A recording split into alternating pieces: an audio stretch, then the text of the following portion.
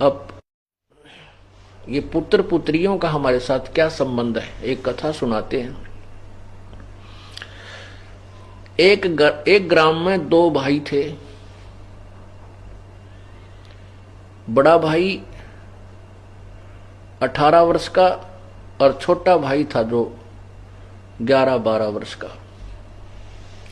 बड़े का विवाह हो चुका था, छोटा अनमैरिड था।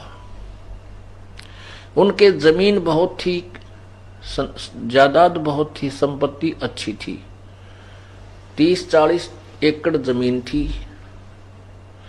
एक दिन बड़े भाई और उसकी पत्नी के मन में क्या हुआ कि वो छोटा भाई बीमार हो गया, बुखार आ गया। महीने 1.5 महीने 20 दिन वो बुखार ठीक ना होया, मोती जारा निकल आया। वो सूख के चारपाई पे पड़ा सा दिखे, थोड़ा सा, वैसे मरने की हालत में नहीं था, कमजोर बहुत हो गया था। माता पिता थे नहीं, मृत्यु को प्राप्त हो चुके थे। तो उस भाई और उसकी पत्नी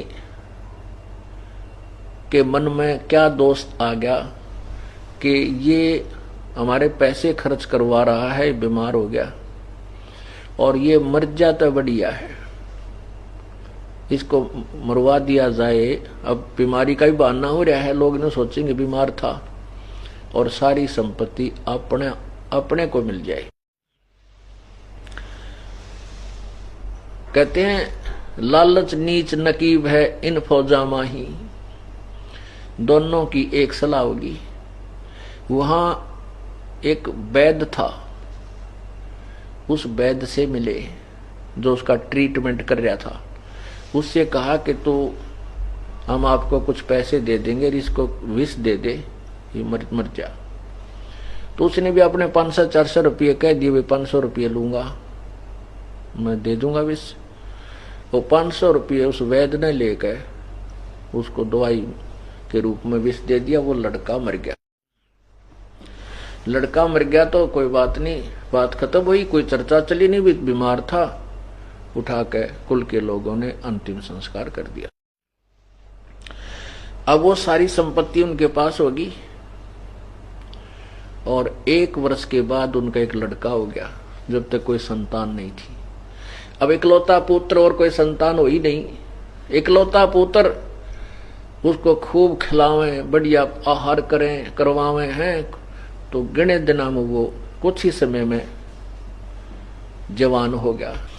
कहने का भाव यह है कि 12, 13, 14 साल का होते ही उसका ब्याह कर दिया। उस लड़के का, अपने बेटे का विवाह कर दिया। विवाह होते ही 6 महीने के बाद, विवाह के 6 महीने के बाद पश्चात वो लड़का बीमार हो गया। वो इतना बीमार हो गया कि उसके पिताजी ने उसके ट्रीटमेंट पर कई हजारों रुपये बर्बाद किए, लगाए। जहां भी जिसने वैद्य बताया वहां गए, महंगे से महंगी दवाई। फिर कहीं झाड़ फूक करने वालों के बारे में बताया, वहां भी गए, लेकिन रोग समाप्त होने का, नष्ट होने का नाम नहीं ले रहा, और बीमारी बढ़ती ही जा रही है। दोनों, उस लड़के के माता पिता रो रहे हैं, और पैसा भी पानी की तरह बहा रहे हैं, और लड़का सूखता जा रहा है, कमजोर, वीक होता जा रहा है। एक दिन दोनों, उसके माता पिता वह उसके पास बैठे और बच्चे के मुंह की तरफ देख रहे। उस लड़के ने कहा अपने भाई का नाम लेकर के, भाई साहब मेरी बात सुन ले। अपने पिता को, उस लड़के ने अपने पिता से कहा कि भाई साहब मेरी आखिरी वचन सुन ले। अब उनको ये पक्का हो गया कि लड़का तो मरेगा, जब हमें पहचान नहीं रहा, मुझे भाई कह रहा है बाप को। तो उसका पिताजी कहने लगा, बेटा मैं भाई नहीं तेरा पिताजी हूं। बोला ना, तू मेरा बाप है। बाप नहीं है, तू मेरा भाई है। तो वो कहता, नहीं बेटा तू पहचान नहीं रहा, मैं तेरा बाप हूं ना, तू मेरा भाई है, सुन ले मेरी बात। कि मैं तेरा वो छोटा भाई था जिसको तूने विष देकर मरवाया, और कहा भाई साहब मेरा और तेरा हिसाब बराबर हो लिया, अब केवल लकड़ियां का और कफन का पैसा शेष रहता है, मैं तेरा मांगता रह गया। अब उसने क्या किया कि उसने उस बच्चे के इलाज पर आधी जमीन भी बेच डाली। जो उस लड़के का भाई का हिस्सा था वो खत्म हो चुका था, इतनी जमीन वो बेच कर उस पर ला चुका था। तब उसने सारी कहानी बताई कि मैं तेरा वो छोटे वाला भाई हूं और तेरा पुत्र बनकर आया हूं अपना हिसाब कराने के लिए। तूने मेरी संपत्ति हड़पी थी और अब मैंने अपना हिसाब बराबर हो लिया तेरा मेरा, अब मैं चलता हूं और कफन तैयार कर ले, लाकड़ियां की पैसे जो तेरे रह रहे हैं वो कर ले इकट्ठी। तब उसको बड़ी चिंता हुई, भाई उसके भाई को यानी पिता को।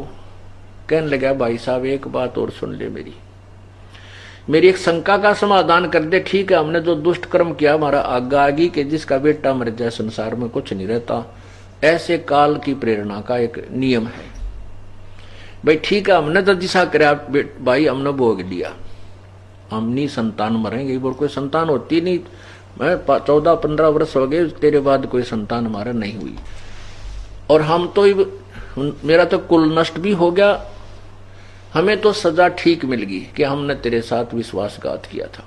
पर एक बात का जवाब दे दे, ये जो तेरी पत्नी है इसने के पाप कर दिया भी जिंदा जलाई जाएगी, क्योंकि उस समय सती प्रथा थी कि अब तू मरेगा और इसको चिता में फूका जाएगा तेरे साथ में, इसका क्या दोष है। तब उसने कहा कि वो वैद्य कहाँ है जिसने मुझे विष दिया था।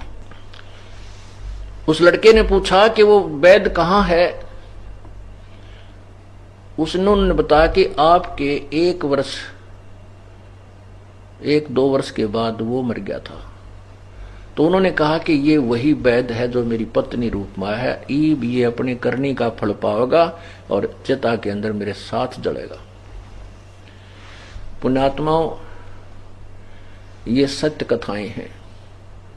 परमात्मा यही बताना चाहते हैं कि एक बेटा बीमार हो जाता है और लाखों रुपए बर्बाद करके मृत्यु को प्राप्त हो जाता, उसका हमने कभी किसी जन्म में खा रखा था, उसको ले रखा था, वो बराबर कर चला।